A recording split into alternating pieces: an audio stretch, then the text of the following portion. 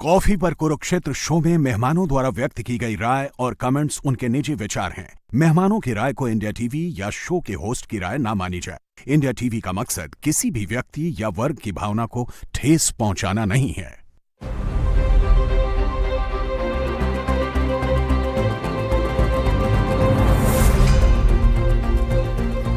नमस्कार, बहुत स्वागत है आप सभी का आपके प्रोग्राम कॉफी पर कुरुक्षेत्र में। मैं हूं सौरभ शर्मा और आपके साथ बातें वो करते हैं जो कोई और आपको नहीं बताता। नई बात बताने की कोशिश करते हैं। आज पाकिस्तान में जो धमाका हुआ है इस्लामाबाद में एक शिया इबादत गाह के अंदर, उसमें 70 लोग मारे गए। और आज हम बात ये करने वाले हैं, जो पाकिस्तान में इस वक्त हो रहा है ये कोई देश सस्टेन नहीं कर सकता। मतलब हम लोग अक्सर कहते हैं पाकिस्तान का ये सूबा टूटा, ये अब टूटेगा, लेकिन आज हम जब डिस्कशन करेंगे तो आपको लगेगा कि क्या पाकिस्तान वाकई अभी नक्शे में जैसा दिखता है ये बचा रह सकता है। फैक्ट्स के साथ बात करेंगे। और आसिम मुनीर अपने देश को बड़ी तेजी से उस ओर ले जा रहा है जब इसके टुकड़े टुकड़े हों। ये हम क्यों कह रहे हैं, इसका भी डेटा पूरा है, उसकी बात होगी। प्रदीप सिंह जी हमारे साथ प्रोग्राम में। सर बहुत स्वागत है आपका। कर्नल तेज टिक्कू जी हमारे साथ हैं। सर बहुत स्वागत है आपका भी। और वैभव सिंह हमारे साथ हैं, जियो पॉलिटिकल एनालिस्ट। वैभव बहुत स्वागत है आपका। पहले मुनीर वाली बात ही मैं आपको बता दूं, ये नवंबर 2022 में ये आर्मी चीफ बना था। और उसके बाद से आपको मैं डेटा दे रहा हूं, ईयर वाइज डेटा। तो पहले 2023 में 500 आतंकवादी हमले, 1000 मौतें। 2024 में 1000 हमले, 2500 से ज्यादा मौतें। 2025 में 1200 हमले और 3500 के करीब मौतें। 2026 में अभी 1.5 महीना भी नहीं हुआ है, 95 से ज्यादा छोटे बड़े आतंकवादी हमले, जिसमें सबसे बड़ा हेरॉफ 2 ऑपरेशन बलूचिस्तान में जो हुआ। 350 लोग अभी तक मारे जा चुके हैं इस अभी 2026 में। और चलिए ये भी इसमें तो क्योंकि ज्यादा कैजुअलिटी जो होती है वो आम लोगों की होती है। केवल सिक्योरिटी फोर्सेस, पुलिस, पैरामिलिट्री और आर्मी मिला के 2022 में 379, 2023 में 533, 2024 में 685, 2025 में 1278 सिक्योरिटी फोर्सेस पाकिस्तान में मारी गई हैं। और अभी 2026 में मैं अभी पूछ रहा था इनसे ऑपरेशन हेरॉफ में कितने लोग मारे गए, तो उन्होंने बताया 200 एक हमले में। तो आप समझ सकते हैं कि अगर ये 90 से ज्यादा हमले हो चुके हैं अभी 1.25 महीने में, तो कितने लोग मारे गए होंगे, इजीली अबव 300। ये कैसे कोई देश सर्वाइव कर सकता है? और ये आसिम मुनीर के बाद की टाइमलाइन मैंने आपको बताई है। सिविलियंस, सिक्योरिटी फोर्सेस की कैजुअलिटी लगातार बढ़ रही है, हमले जो है लगातार बढ़ रहे हैं।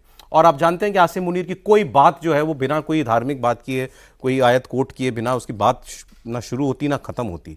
एक ऐसे व्यक्ति के राज में ये हाल पाकिस्तान का। और आज जहां ये हुआ है इस्लामाबाद में, शिया मस्जिद, शियाओं पर 10% पॉपुलेशन है शियाओं की पाकिस्तान के अंदर। मैं बहुत सारे वीडियोज अभी देख रहा था पुराने, खुलेआम नफरती स्पीचेस होती हैं शियाओं के खिलाफ, खुलकर कत्ल करने के ऐलान किए जाते हैं, माइक पर रैलियों में किए जाते हैं। और उसका यह नतीजा है। तो मैंने तो भी चर्चा हुई तो मैं वैभव से पूछ रहा था कि कौन होगा इसके पीछे। हम लोग सब सोच रहे हैं कि टीटीपी हो सकता है शायद, क्योंकि वो एक हार्डकोर सुन्नी टेररिस्ट ऑर्गेनाइजेशन है। वैभव ने कुछ और थ्योरी दी इस पर, लेकिन किसने टीटीपी ने नहीं कराया तो किसने कराया? नहीं, ये आसिम मुनीर ने खुद कराया है और ये फॉल्स फ्लैग ऑपरेशन है। आसिम मुनीर को इस समय ज़रूरत थी इसकी। ऑपरेशन हेरॉफ 2 जो बलूचिस्तान में हुआ है, उसके बाद जो किरकिरी हुई है पाकिस्तान आर्मी की, पाकिस्तानी पंजाब के अंदर से लोग सोशल मीडिया पे वीडियोस बना के डाल रहे थे। एक वीडियो बहुत जो वायरल हुआ, उसमें ये कहा जा रहा था कि पाकिस्तानी पंजाबी आदमी वीडियो में ये बोल रहा था कि भाई अभी मैंने टीवी खोला और ARY न्यूज़ पे ये चल रहा था कि फितना अल हिंदुस्तान जो है, बलोच जो फाइटर्स हैं, इनका जो हमला है इसको नाकाम बना दिया गया है और 12 मकामात पे इन्होंने हमले किए और हमारी फौज ने नाकाम कर दिया। तो उसने बोला कि भाई कैसे नाकाम कर दिया? कहे कि भाई 32 जगहों पे हमले उनके हुए, बैंक सारे सरकारी हमारे जला दिए गए, पुलिस थाने हमारे जला दिए गए, फौजी पोस्टें हमारी जला दी गई, कि 100 से ज्यादा बंदे हमारी फौज के डीसी अगवा हो गया। हाँ, डीसी अगवा हो गया। नोशकी में ISI के हेड, जो रीजनल जो हेड ऑफिस था, वहां पे जो है हमला हो गया, उसको वहां पे लोगों को मार दिया गया। क्या इसमें नाकाम क्या हुआ? तो ये उसने सवाल पूछा एक पंजाबी इंसान ने, पंजाबी में बोलते हुए। मैं उसका हिंदी अनुवाद बता रहा हूँ। तो इस तरह के पंजाब में बहुत ज़्यादा ये हो रहा था कि भाई हमारी फौज, तो इसका मतलब है बिल्कुल ही फारिग है, बिल्कुल ही खाली है। मतलब ये भाई इनके बस की नहीं है कि ये BLA को हैंडल कर पाए। तो अब उनको एक डिस्ट्रैक्शन चाहिए। अगर आपको याद होगा तो जाफर एक्सप्रेस का जब हमला हुआ था, और उसमें भी इस तरह भाई बलोचों ने किया था, BLA ने ही किया था, और उन्होंने उस ट्रेन को जो है करीब 4-5 दिन तक अपने पास रखा हुआ था और पूरी फौज मिलकर के रियासत में। बट ये हमला भी तो पाकिस्तान में हुआ, मतलब ये भी तो आसिम मुनीर के सर ही जाएगा कि इसको नहीं रोक पाए आप। नहीं, तो हाउ डज इट हेल्प? मैं बताता हूँ। जैसे जाफर एक्सप्रेस में हुआ था तो 5 दिन तक अगर ट्रेन उनके कब्जे में थी और फौज नहीं खाली करा पाई, और लोगों को नहीं छुड़ा पाई उस ट्रेन में जो थे, जिसमें बहुत सारे फौजी भी थे जो छुट्टी पे घर जा रहे थे ईद की, तो बहुत बेइज्जती हुई थी। तो उनको डिस्ट्रैक्शन चाहिए था, तो उन्होंने पहलगाम कराया और इंडिया के साथ एक लिमिटेड कन्फ्रंटेशन में घुसे और उसके बाद उसको इस्तेमाल करके वो फील्ड मार्शल भी बन गए और उसको अपनी एक फेक विक्ट्री भी डिक्लेयर कर दी। अब दोबारा जब ये हमला बलूचिस्तान में हुआ है तो उनको जरूरत थी, हिंदुस्तान के साथ ऑपरेशन सिंदूर के बाद उनकी हिम्मत नहीं थी कि दोबारा अब वो हिंदुस्तान में कुछ कर सके। वो बलोच बीएलए को तो फितना अल हिंदुस्तान कहते हैं, मानते हैं कि ये इंडिया कराता है। हाँ, ये फितना अल हिंदुस्तान है और जो अफगान है वो फितना अल खवारिज हैं, ठीक है।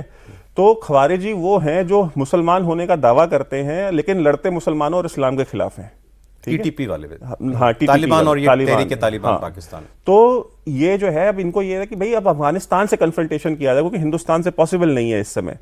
तो इन्होंने अब आप देखिएगा पाकिस्तानी आप न्यूज़ चैनल कोई भी खोलेंगे आप उसमें अभी हमला हुआ है, अभी वो मतलब रिपोर्ट होना शुरू हुआ 1 घंटे पहले जो हमला हुआ है, और उसमें बार बार जो न्यूज़ रिपोर्टर्स हैं वो एक लाइन लूप में रिपोर्ट कर रहे हैं, एंकर्स वहाँ पे चैनल्स पे, कि फितना अल खवारिज इसके पीछे हाथ है, फितना अल खवारिज, फितना अल खवारिज, हर दूसरी लाइन फितना अल खवारिज। टीटीपी के सर डाल के अफगानिस्तान पे हमला करना चाहता है आसिम मुनीर। और अफगानिस्तान के पास एयरफोर्स नहीं है, इनके पास एयरफोर्स है।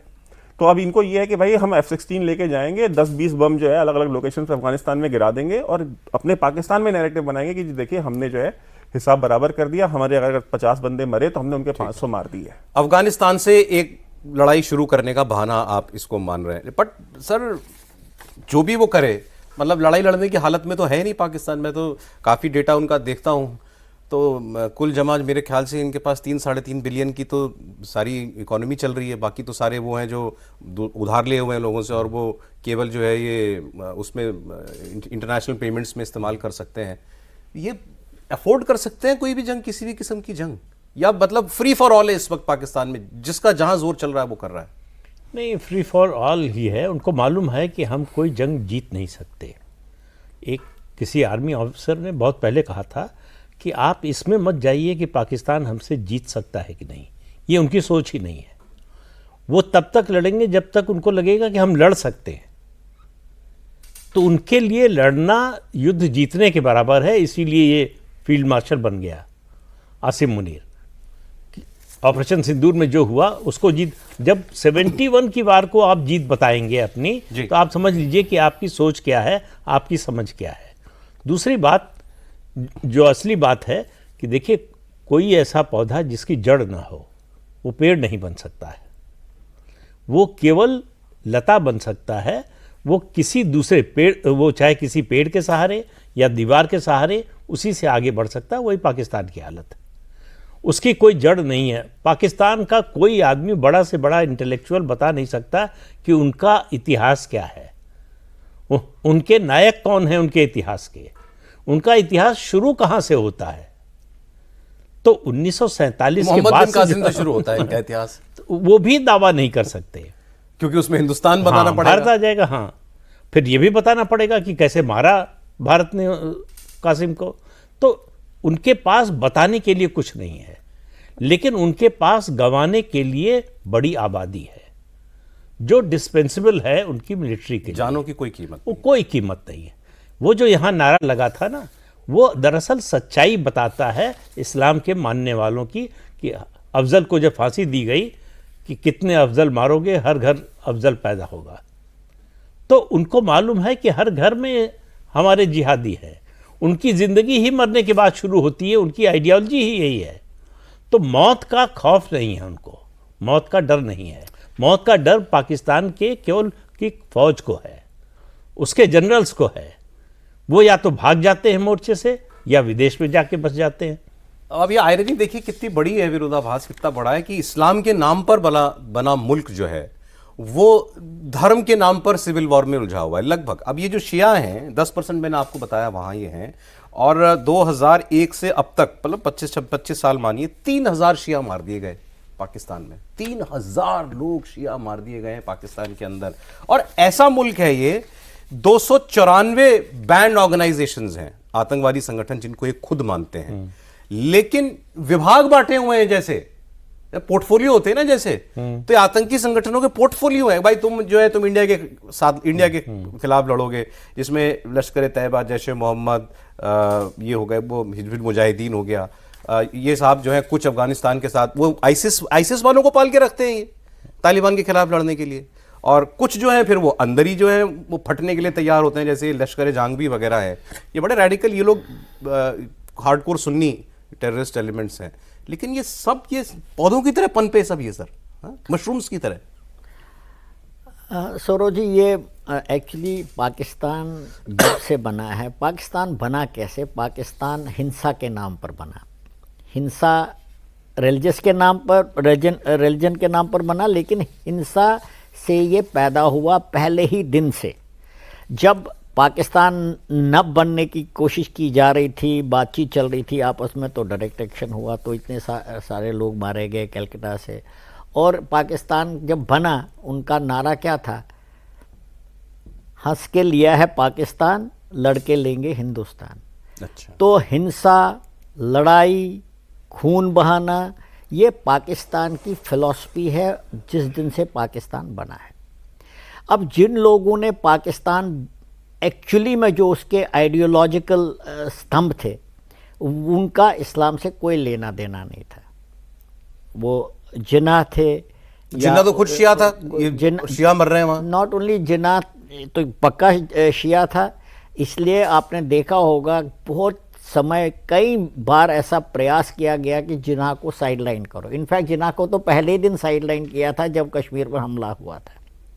तो पॉइंट ये है, पाकिस्तान एक आर्टिफिशियल स्टेट है। पाकिस्तान क्यों मैं ऐसा बोल रहा हूँ? मैं हमेशा बार बार ये बोल रहा हूँ क्योंकि पाकिस्तान की कल्पना 1940 के एक आधा साल पहले हुई थी, और पाकिस्तान के लिए जो लड़ रहे थे वो हमसे, कांग्रेस से ज़्यादा लड़ रहे थे और अंग्रेज़ों से कम। इसलिए उनका एक भी लीडर कभी जेल में गया ही नहीं।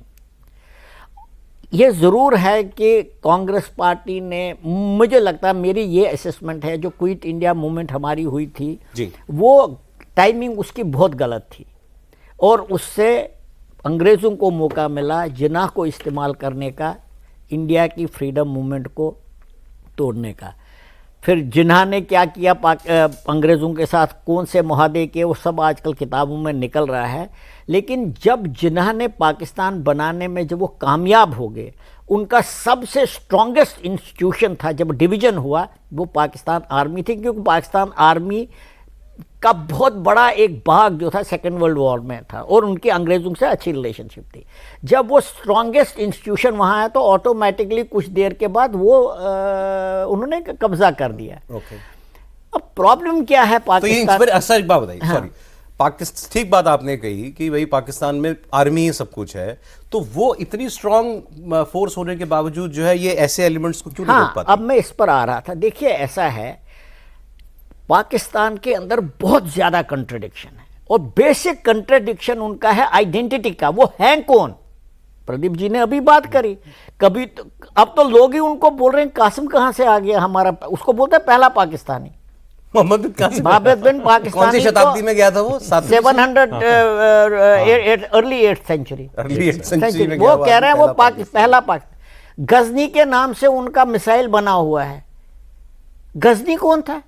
कहाँ का था? गोरी तो आपका नहीं था, अफगानिस्तान का। वही तो पूछा जा रहा है कि भाई अब किसके नाम पर रखोगे? तो वहां डिबेट चल रहा है कि ये अफगान तो दुश्मन हो गए हमारे, हमारी मिसाइलों के नाम तो अफगानियों के नाम पे, हम क्या करें? तो एक तो आइडेंटिटी क्राइसिस है, दूसरा भारत के साथ दुश्मनी में उन्होंने अपने आप को बर्बाद कर दिया है। ओके, बर्बाद कर दिया। ये जितने भी अभी ये लश्कर, ये जो अटैक किया, अगर हो सकता है मुनीर ने कराया, आई कैन नॉट से नो, लेकिन ये पाकिस्तान में एक इम्पोर्टेंट एंटी शिया मिलिटेंट ऑर्गेनाइजेशन है सिपाही साहिबा ने बहुत ज़बरदस्त अत्याचार किया शिया के ऊपर। शियाओं ने फिर एक वो अपनी तरफ से बनाया, तहरीक जफारिया, आपस में युद्ध चल रहा है। शियाओं ने भी बनाई है, हाँ, तहरीक जफारिया।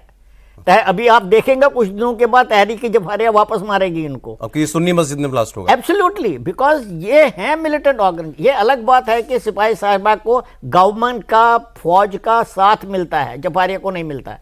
अब वो सुन्नी एलिमेंट्स के साथ ही रहेंगे।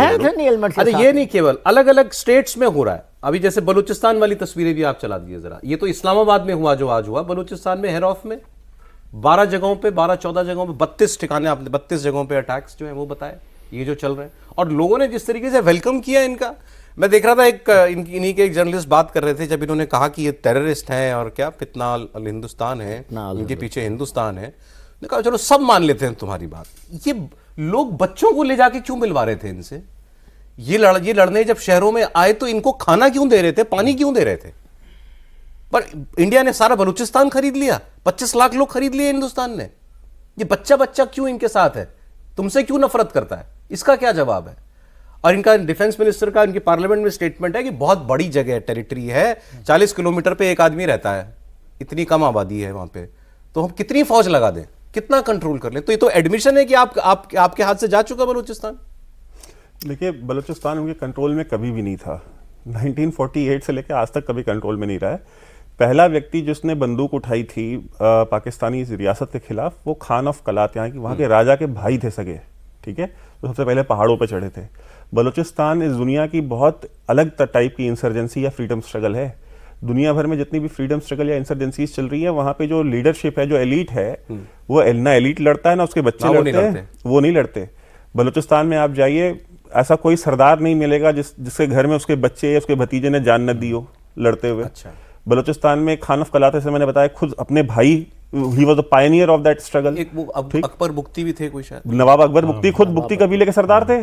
उनको बॉम्बिंग करके मारा, उनको पहाड़ पे बॉम्बिंग करके मारा मुशर्रफ ने, ठीक है। और उससे 3 दिन पहले जो है मुशाहिद हुसैन सैयद को और नवाज शरीफ को भेजा था उससे बात करने के लिए कि उनसे बोलो कि मैं पॉलिटिकल उसमें ये अभी ये नवाज, इसका आसिम मुनीर का तो अभी पिछले साल का ही तो है वो स्टेटमेंट बयान, ये 1500 तुम हमसे लोग। अरे आप वो क्या बात कर रहे हैं? अरे वो क्या बात कर रहे हैं? इनका जो होम मिनिस्टर है अभी, मोहसिन नकवी, जो कि एशियन क्रिकेट काउंसिल का चेयरमैन भी है, जो कप लेके भाग गया है, ट्रॉफी चोर जो है, इसने जब ये होम मिनिस्टर बना था, इसने कहा था कि एक SHO की मार रहे हैं सारे, ठीक है। और परसों जो है बैठ कर सरफराज बुख्ती जो है इसके बगल में खड़ा था और रो रहा था, उसके कैमरे पे आंसुओं से रो रहा था वो। तो एक SHO की मार थे, तो रो क्यों रहे हो? ठीक है, बलूचिस्तान इज गॉन। सौरभ जी, मैं आपको एक मिलिट्री एंगल इसमें बताता हूँ। मैं हैरान हूँ कि एक डिफेंस मिनिस्टर बोलता है कि ये SHO का काम है। इसका मतलब है पाकिस्तान आर्मी को कॉन्सेप्ट ही नहीं है, इंसर्जेंसी का कॉन्सेप्ट ही नहीं है। 3.5% पॉपुलेशन पूरे पाकिस्तान की बलूचिस्तान में रह रही है और 44% एरिया है। पूरा इलाका पहाड़ी है, दुश्वार है, सड़कें बहुत गिनी चुनी हैं। ये तो हेवन है इंसर्जेंट्स के लिए। आप SHO की बात कर रहे हैं, आप 5 डिवीजन लगाए, आप कंट्रोल नहीं कर पाएंगे उनको। कहाँ से कंट्रोल कर पाएंगे? कैसे कंट्रोल? आपके तो मूवमेंट ही रेस्ट्रिक्टेड हो जाएगी। आपने एक आपकी ट्रेन जा रही है, उसको भी वो बता रहे थे अभी, वो जो ट्रेन जाफर एक्सप्रेस हुआ 5 दिन पड़ी रही। अगर आपके और 2 हम पर ईस्टर्न एक्सप्रेस है, एक मेन जो पाकिस्तान के साथ जोड़ती है, अगर वो ब्लॉक की जाएगी, आप क्या करोगे? जहाज कहाँ हैं आपके हेलीपैड्स कहाँ हैं जहाँ उतरेंगे? आप पैराड्रॉप कितना करोगे? आपके ट्रूप्स को जाना पड़ेगा लाने के लिए। कॉन्सेप्ट ही नहीं है, बिकॉज इन्होंने कश्मीर में इंसर्जेंसी चलाई और वो यहाँ हमारे यहाँ हो रही थी। उनको तो कॉन्सेप्ट ही नहीं था। जो मारे जा रहे थे उनको बोलते थे हमारे है ही नहीं। अब उनको खुद देखना पड़ेगा क्या होता है इंसर्जेंसी। एक अभी आसिम मुनीर ने सर एक जगह ये भी कहा था, लास्ट ईयर ही कहा था कि Pakistan has to become a hard state, हमें एक हार्ड स्टेट बनना पड़ेगा। उसका जो भी मतलब होता हो, शायद वो ये कहना चाह रहे थे कि भाई रूल ऑफ लॉ या गवर्नमेंट की रिट वो देश में पूरे में लागू होनी चाहिए। तो ये है हार्ड स्टेट का नतीजा। गवर्नमेंट के रेट को तो वहाँ की आर्मी नहीं मानती, तो और लोग कैसे मानेंगे? वहाँ गवर्नमेंट का या एस्टेब्लिशमेंट का जो भी कहिए, मतलब है सिर्फ आर्मी।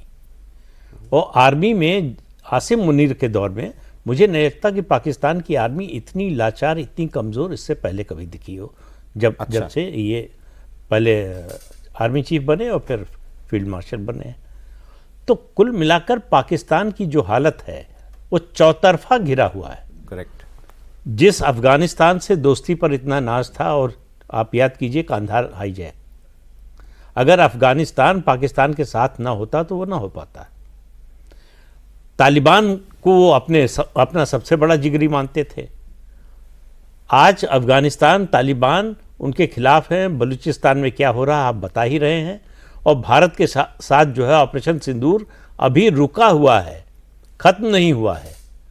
और अभी 3-4-5 दिन पहले किसी कार्यक्रम में एनएसए ने जो बात कही, एक वाक्य उन्होंने कहा कि पाकिस्तान 1-26-11 और करे और बलूचिस्तान भूल जाए। तो इसका मतलब भारत की पूरी तैयारी है। ये इस बार जो एक्शन होगा जी, वो पाकिस्तान के लिए मुझे लगता है जब से वो बना है तब से सबसे बड़ा एक्शन होगा।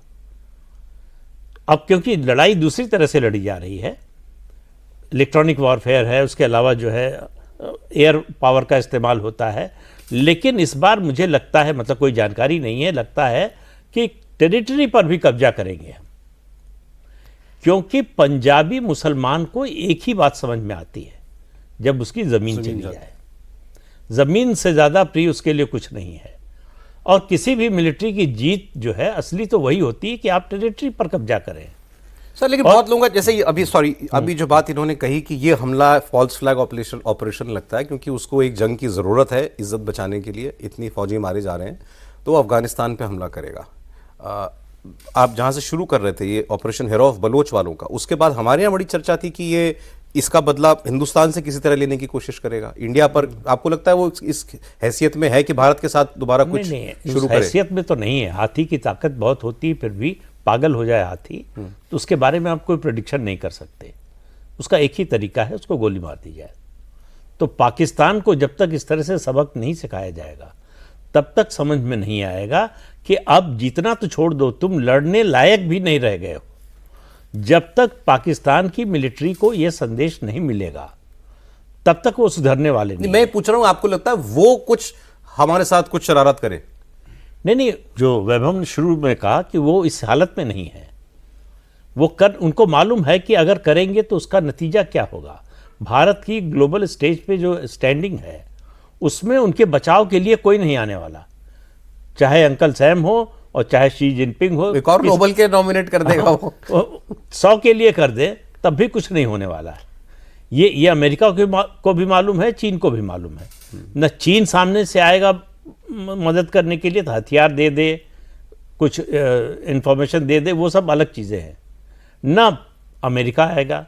अमेरिका और चीन दोनों के लिए पाकिस्तान एक इस्तेमाल की चीज़ है अपने नेशनल इंटरेस्ट, अपने स्ट्रेटजिक इंटरेस्ट को आगे बढ़ाने के लिए। इससे ज़्यादा पाकिस्तान की अहमियत उनके लिए कुछ नहीं है। सौरभ जी, मैं एक इशू आपको बताना चाहता हूँ। जब पाकिस्तान का prime minister hybrid government sir आजकल हाइब्रिड स्ट्रांग बोलने लगे और आर्मी चीफ गया था और वो दिखाए, वो मिनरल्स दिखाए वहाँ पर एक डब्बे में, और ट्रम्प साहब बड़े खुश हो गए। जब ये बात चल रही थी तो बलूचिस्तान के जो BNA है, जो बलूचिस्तान नेशनल असेंबली, जो उनका एक पॉलिटिकल विंग है, उन्होंने अमेरिका को चिट्ठी लिखी, और उनके आदमी भी अमेरिका में बैठे हैं जो नेटवर्किंग करते हैं वहाँ। उन्होंने बोला देखो आप हम बलूचिस्तान है, ये बलूचिस्तान की ज़मीन है, सब यहाँ पर copper, zinc, gold, rare earth minerals हम हमारे पास है, ये पाकिस्तान का नहीं है। तो आप पाकिस्तान से क्यों बातचीत कर रहे हो? हमारे साथ बातचीत करो, हमसे मुआहिदा करो।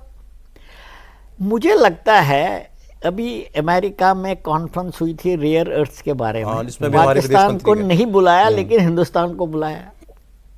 देखिए, अमेरिका का जो डीप स्टेट है वो बहुत दूर की सोचता है और अपने लिए बारे में वो सोचता है, उसके लिए हर ताकत इस्तेमाल करता है।